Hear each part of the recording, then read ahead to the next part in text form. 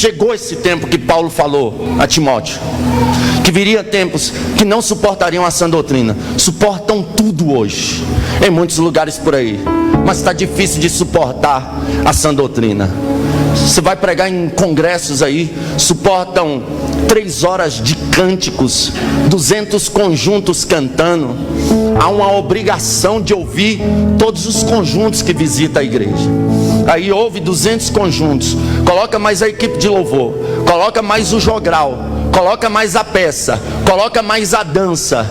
Aí quando vai passar para a sã doutrina ser aplicada à igreja, irmão, o horário está avançado, o irmão tem 5 minutos aí. Eu espero que o irmão entenda a gente. O pregador que prega a sã doutrina, ele não te entende. Você está sendo irresponsável com a igreja, você está tendo comichão nos ouvidos, suporta tudo, mas não suporta a sã doutrina. Agora, se fosse o cara do stand-up, podia amanhecer ele lá falando que a galera suporta. Se for o cara da revelação, então pode deixar a noite todinha que a gente escuta a revelação. Porque nunca se viu um povo tão viciado em revelação. Mas quando se fala de sã doutrina, aí esse povo aí vive desviando. Desviou por quê? Deus falou e não cumpriu. Que Deus? Que Deus? O meu fala e se cumpre. Mas eu não vigiei, não era para me ter contado o meu sonho, irmão. Aleluia. A pior mentira que pregador diz é: não conta teu sonho para ninguém não, para o diabo não impedir. Irmão, mentira. Aleluia. José contou o sonho, jogaram ele na cova. Aleluia. José contou o sonho, venderam ele, mandaram ele para o Egito. Se José não conta o sonho, a promessa não se cumpria.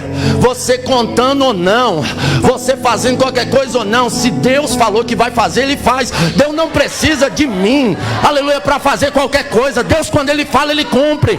Então é por isso que ele tem dificuldade de falar. Agora, irmão, as pessoas não suportam mais a sã doutrina, mas fica lá nas livezinhas do Facebook lá, aleluia, o cara com uma bacia de óleo, uma bacia de farofa, um cajado, sei lá, um pano batendo lá e revelando.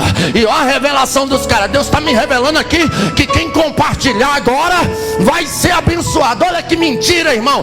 Toda revelação que não tem base na palavra, ela deve ser rejeitada. Pregador, você não crê em revelação? Creio. E como creio? Pastor presidente desse ministério, pastor Paulo Miranda, minha mãe nem era crente na época. Ela chegou lá no culto à tarde dele, desesperada.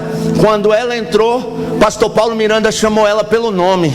Falou: olha, lá na tua casa está uma situação de desespero, mas ainda hoje, era 3 horas da tarde quando ela entrou lá, ele disse: ainda hoje Deus abre a porta de emprego para você. Quando ela chegou em casa, ligaram para ela ir trabalhar. Então revelações tem, revelações acontece. Eu sou fruto de uma revelação. Eu tinha 15 anos de idade, estava totalmente perdido, aleluia, no mundo das drogas. Eu tenho uma vergonha, irmão, do meu passado. Quando eu olho para o meu passado, parece que não era eu. Aí eu entendo que a Bíblia diz que em Cristo a gente nasce de novo.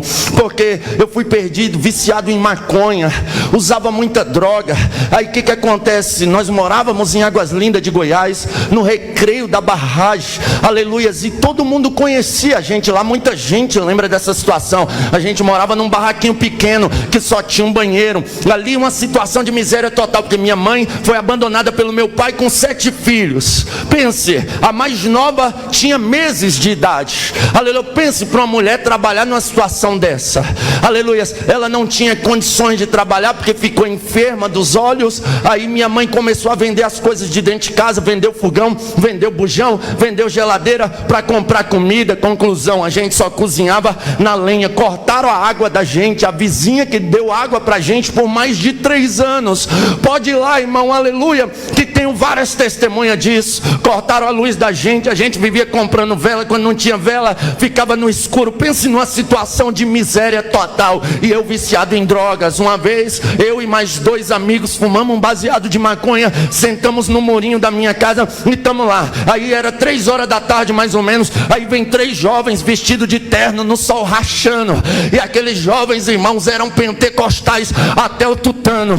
Aleluia. Eu e mais os 2 sentados no murinho, doidão de maconha. De repente aqueles jovens param em frente à minha casa e começam a fazer isso aqui, irmão.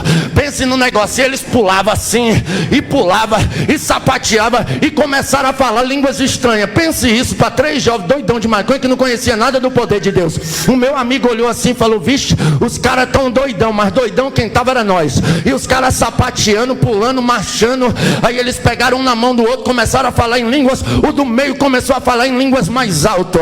Quando ele começou a falar em línguas mais alto, ele apontou para o meu barraco. Ele disse: hoje essa casa está em ruína, hoje essa casa está em miséria, mas de dentro dessa casa Deus vai levantar pregador, de dentro dessa casa Deus vai levantar profeta, de dentro dessa então quando Deus fala, Ele cumpre. Eu não sei aonde estão aqueles profetas, mas a profecia está pregando aqui hoje. Quem acredita, levanta a mão da glória.